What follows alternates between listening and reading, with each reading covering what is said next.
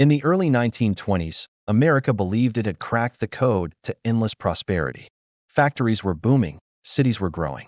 Radios, cars, and electricity were changing daily life. The decade became known as the Roaring Twenties. And at the center of it all was the stock market. Stocks kept rising. Every newspaper promised easy money. Ordinary Americans, teachers, shopkeepers, factory workers, rushed to invest. Many bought stocks on margin, borrowing money they couldn't afford, convinced prices would only go up. It felt safe. It felt modern. It felt unstoppable, but beneath the excitement, the system was dangerously fragile. Companies were overvalued. Banks loaned recklessly. Speculation replaced caution. Then, in late October 1929, the illusion cracked.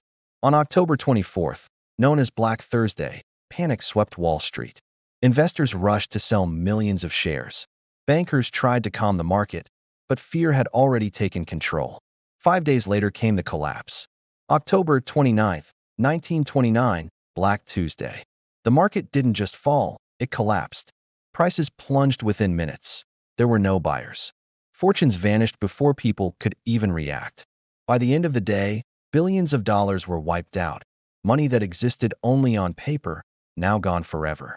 But the crash was only the beginning. Banks began to fail as frightened customers rushed to withdraw savings.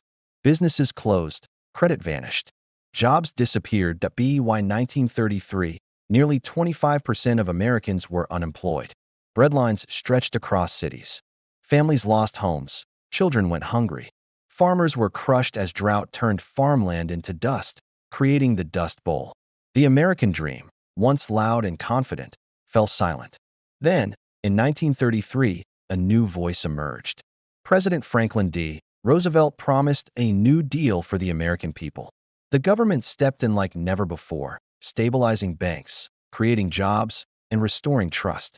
Programs like the WPA and CCC gave millions work and dignity again. Slowly, painfully, America began to recover. The stock market crash of 1929 didn't just destroy wealth. It transformed the nation. It changed how banks were regulated, how markets were controlled, and how Americans understood risk. It left behind one unforgettable lesson. When optimism turns into blind belief, even the strongest economy can fall.